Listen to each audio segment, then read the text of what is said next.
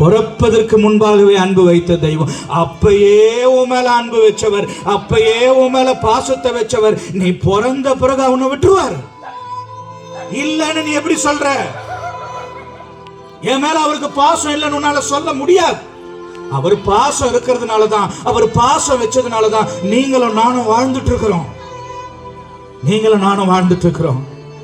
எனக்கு அன்பான சகோதரனே சகோதரியே, இன்னைக்கு ஒரு முடிவெடு. அப்பா, நான் உங்களை புரிஞ்சுக்கிறேன்பா. நீங்க தான் என்னை பெற்றெடுத்த மெய் தெய்வம் நான் நம்புறேன்பா. என் வாழ்க்கையை உங்ககிட்ட கொடுக்கறேன்பா. என் பிள்ளைகளை உங்ககிட்ட கொடுக்கறேன்பா. நீங்க நடத்துங்கப்பான்னு சொல்லிப்பார். உன் பிள்ளைகளை அவ்வளவு அழகா நடத்துவார். இந்த காலம் எவ்வளவு பொல்லாததுன்னு உங்களுக்கு தெரியுமா? உங்க பிள்ளைகளை உலகத்துக்கிட்ட கொடுத்து பாருங்க, டிவி கிட்ட கொடுத்து பாருங்க, மொபைல் கிட்ட கொடுத்துட்டு பாருங்க, அது சுத்தமா உன் பிள்ளைய அழிச்சிடும்.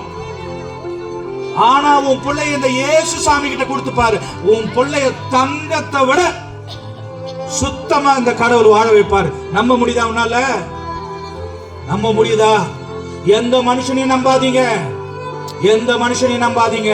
இன்னைக்கு இருப்பாங்க, நாளைக்கு இல்லாம போயிடுவாங்க. இன்னைக்கு ஒரு பேச்சு பேசுவா, நாளைக்கு எல்லா ஒரு பேச்சு மாறும். ஆனா எக்காலமும் எல்லா நேரமும் தாம் பேச்சு பேசினார்னா மாற்றவே மாட்டார். அவர்கிட்ட இருந்து புறப்பட்டு வர்றதுதான் திரும்பி அவர்கிட்ட வரவே வராது. அவர் வாயிலிருந்து புறப்பட்டு வருகிற வார்த்தை, அவர் வாயிலிருந்து புறப்பட்டு வருகிற வசனம், அவர் என்ன நினைக்கிறாரோ அதை செய்து விட்டு திரும்புமே தவிர வெறுமையாய் திரும்பி வராது என்று பைபிள் சொல்லுது. வெறுமையாய் திரும்பி வராது. உன்னை ஆசீர்வதிக்கணும்னு வந்த தெய்வம் உன்னை விட்டுருவாரா? உன் வியாதியிலிருந்து உன்னை குணமாத்தணும்னு சொல்லிட்டு வந்த தெய்வம் உன் வியாதியோட உன்னை சாகடிச்சிருவாரா?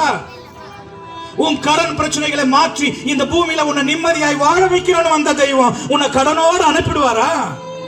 அதெல்லாம் அனுப்ப மாட்டாரு. இந்த பூமியில உனக்கு ஒரு நல்ல வாழ்க்கையை கொடுக்கிற வரைக்கும் இந்த சாமி உன்னை நடத்தும். அவர் உன்னை எப்படி நடத்துறாரு அந்த பாதையில போ. உங்களை நம்புறேன்பான்னு சொல்லிட்டு அவர் மேல நம்பிக்கை வை. உன் நம்பிக்கை வீண் போகாது, உன் சமாதானம் மாறாது. உன் சமாதானம் நதியை போல இருக்கும் என்று ஆண்டவர் சொல்றார். அந்த நதி வற்றாது, ஏன்னா அது ஜீவனுள்ள நதி. எந்த சூழ்நிலை வந்தாலும் சரி, அந்த நதி உன் குடும்பத்தில் புரண்டு ஓடும், உன் பிள்ளைகள் மத்தியில புரண்டு ஓடும். ஆகவே எனக்கு அருமையானவர்களே, புருஷன் சரியில்லைன்னு நினைக்கிறீங்களா?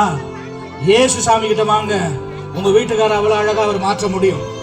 மனைவி சரியில்லைன்னு நினைக்கிறீங்களா? சாமியை தேடுங்க, உன் குடும்பத்தை அழகா மாற்றுவார்.